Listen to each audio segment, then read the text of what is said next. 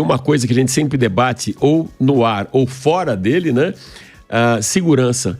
E é uma das suas plataformas, quando a gente fala de eletrificação, não só segurança, como legislação, infraestrutura viária. Então, hoje a gente tem um grande programa aqui para debater tudo isso, mas eu queria começar com segurança. Olha, eu acho que esse é o ponto mais importante dos carros elétricos hoje, né? O que a gente vê é o seguinte: você não consegue hoje comprar um carro elétrico que não seja extremamente seguro, né?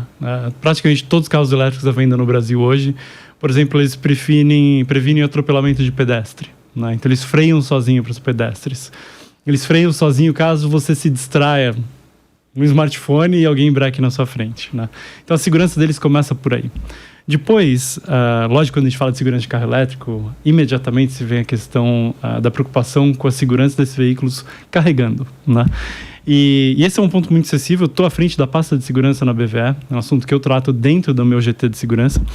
E aqui a gente vê acho que um ponto muito importante, que é o seguinte: a dúvida que se tem no momento de recarga de veículo elétrico, né? Exatamente há um ano atrás eu estava na Noruega, quando os bombeiros do estado de São Paulo fizeram uma consulta pública sobre a segurança do veículo elétrico, sugerindo eventualmente separar veículos durante a recarga, colocar painéis anti-chama entre os veículos, sprinklers. Então eles fizeram, acho que um convite muito importante à sociedade, falando: olha, sociedade, o que vocês acham disso que a gente gostaria de propor, né? Não é uma norma técnica em vigor, mas é uma consulta. De imediato, né, nós que somos fãs da mobilidade elétrica e toda a indústria reunida na BVE especialmente, e todos os meus colegas na Abravei, que é a Associação dos Proprietários de Veículos Elétricos, a gente falou: meu Deus, né? Porque lançou alguma dúvida, medo, incerteza sobre, bom, e aí, como que a gente carrega um carro, né?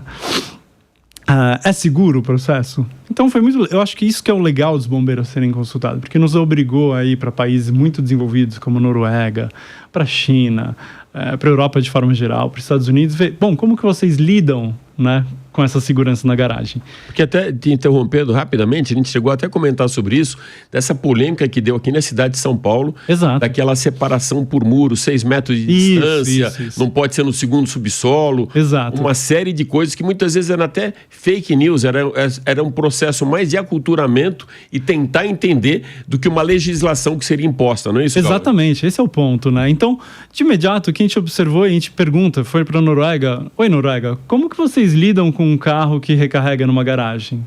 Aí a resposta deles foi: bom, a garagem é segura para todos, né? Ela tem a segurança desde a época do veículo a combustão. Quando chegou o veículo elétrico, que a gente conclui que as nossas garagens já eram seguras para o carro elétrico. Já tinha sprinkler, já tinha rotas de evacuação, já tinha extração de fumaça. Mas esses são itens que foram um pouco protelados no Brasil, né? Então, algum dos critérios que a Europa já tinha, Estados Unidos já tinha para a segurança do veículo a combustão, que se aplica exatamente igual ao veículo elétrico, você ainda não enxerga no Brasil. Então, eu acho que o Bombeiros busca agora colocar alguma regra em garagens, não discriminando o carro elétrico. E quando a gente fala da instalação, vamos lá, falar da instalação do carregador em garagens, em condomínios, empreendimentos comerciais, etc. Aí o problema é diferente, né? Ou seja, o carregador é seguro? Vamos lá, primeiro, o que é um carregador de carro elétrico na garagem de condomínio? Basicamente, ele é uma unidade que tem consumo não maior do que um chuveiro elétrico, tá? Então ele vai ligado no circuito do imóvel ou pode ir ligado no circuito do condomínio. E esse carregador tem certificado já no mundo inteiro que garante essa segurança. E como ele funciona? Então, assim, se ele perceber, por exemplo, que o veículo está dando fuga de energia elétrica, seria um choque elétrico, interrompe na hora, no milissegundo a recarga, para ninguém tomar choque. Se ele percebe que a garagem está aquecendo, se o carregador está com mau contato aquecendo, o que ele faz? Desliga imediatamente a recarga. Se o carregador percebe que o carro está com alguma falha no processo de carga, também desliga a recarga imediatamente. Então, o carregador ele é basicamente o garantidor da segurança, né? Então, normalmente ele vai montado na parede e ele é esse cara que garante que se é tudo em ordem, ele fecha um contato e começa a carga. Ele não modifica a corrente, tensão nem nada. Ele é só uma porteira que fala, carrega ou não carrega. Esse cara, vamos supor que você tem uma garagem então, com 200 vagas e os 200 condôminos desejam carregar seus carros. Aí você pode falar, bom, se tiver 200 chuveiros elétricos ligados ao mesmo tempo, talvez não tenha carga o suficiente. Então entra aí a figura do carregador inteligente, Smart Charger. Então ele vai falar, bom, se eu tenho 200 carregadores e a potência máxima que é 1.500 amperes, vamos supor, disponível, a carga máxima, né? Ele vai lá e vai baixar a potência de todo mundo pela metade. Tá? Tão cedo, os primeiros terminam de carregar, aquela potência que vai sobrando vai ser distribuída para os demais. Então, dessa forma... Ele evita uma sobrecarga. Ele evita a sobrecarga, né? E ele garante que você nunca vai extrapolar os limites contratados de carga com a concessionária, né? Então, tem que ser analisado o projeto. Quantas pessoas vão carregar? Qual o tamanho do empreendimento? Todos querem carregar? Mas se você fizer um empreendimento do zero, você pode colocar essa carga já no projeto. Hoje está acontecendo muito isso, né? Exato. Novos prédios, novas edificações já saem dentro do projeto com a eletrificação, né? E aqui em São Paulo, eu moro num apartamento em Pinheiros, né? Um apartamento de 96. Um prédio antigo, né? E o que a gente percebeu é o seguinte, o prédio foi convertido para gás. E todos os imóveis tinham 3 chuveiros elétricos, que hoje não existem mais, porque tem gás. Então, é um caso curioso, e um pouco específico no meu caso, de um imóvel que tem uma capacidade elétrica subutilizada, né? Então, também existe isso, né? Nenhum apartamento hoje mais tem chuveiro elétrico. Então, todo mundo pode carregar seu carro elétrico, porque tem carga suficiente.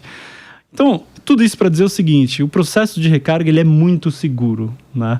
A outra questão que a gente pega estatísticas, assim, tudo pega fogo. Tem gente até que brinca que até gente pega fogo, né?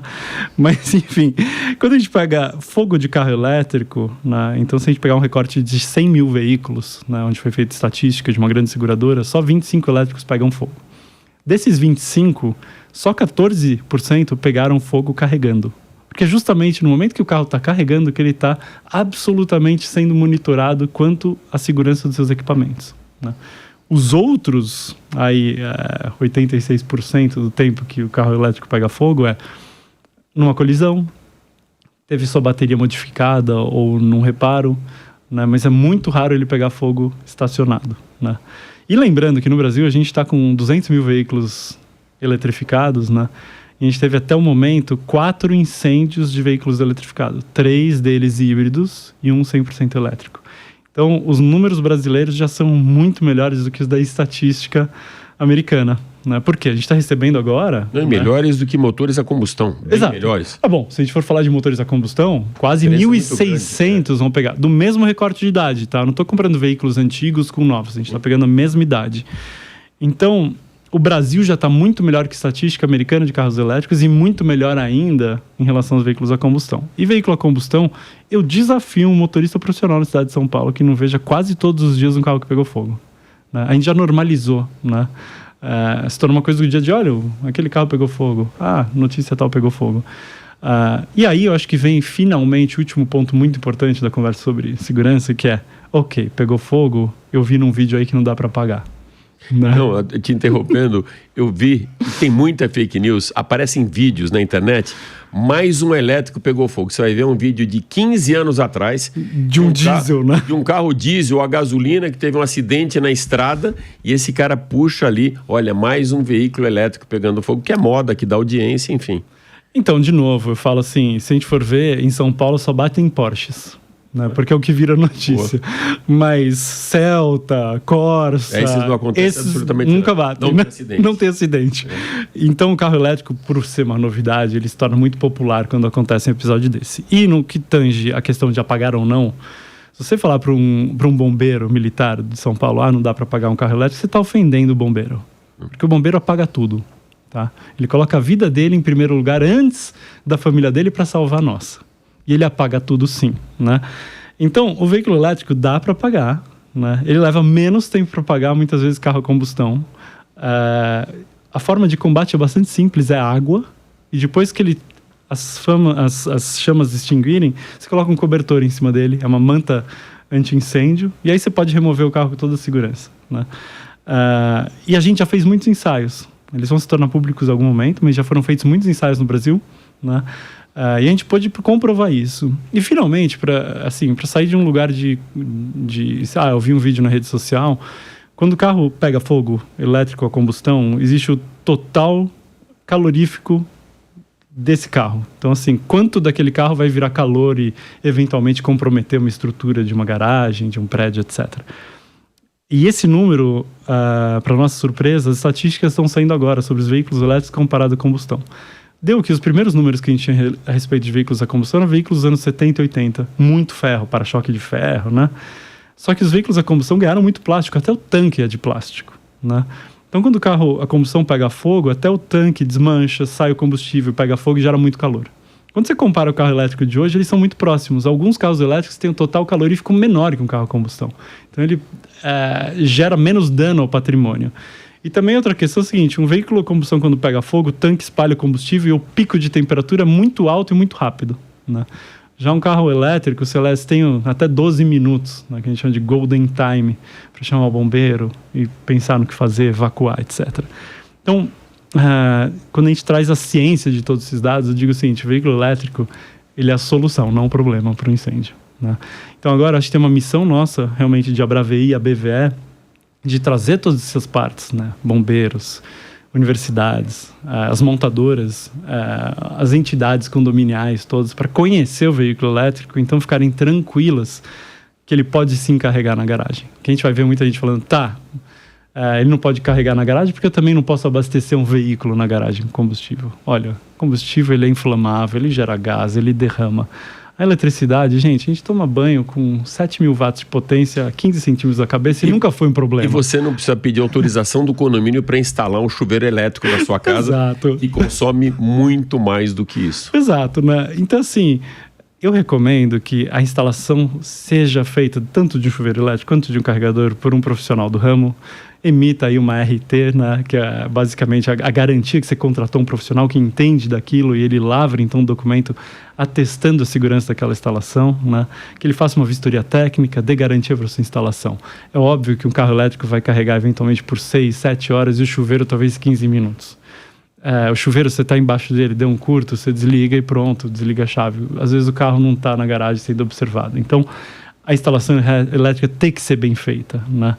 E a gente tem que também defender o carregador que é parafusado na parede, né? Para evitar que as pessoas usem a tomadinha ABNT de 3 pinos, porque um dia ela vai ficando folgada, o contato vai ficando ruim, ela também coloca em risco a segurança. Então, o ideal é sempre o wall box. O ideal é ter um wall box, né? E o carregador, ele vem no carro, ele é seguro, o carregador portátil. Mas é para uma emergência, para quando você vai viajar para uma casa onde não tem. Exato, né? exato. Mas no dia a dia é melhor o wall box sempre. O que eu recomendo, se for usar dica minha aqui, se for usar um carregador de tomada, né, um emergencial portátil, põe ele para carregar 5 minutos, tira da tomada, põe a mão no pino. Se o pino está quente, melhor trocar a tomada, verificar a instalação. Sempre 220 e 20 amperes, né? Exato. É aquela mais gordinha, né? Exato. A maior parte dos carregadores portáteis, o pino já é de 20 amperes, não vai entrar na tomada de 10 amperes. Mas não deve usar extensão nunca. E muito menos adaptador. Exato, o adaptador.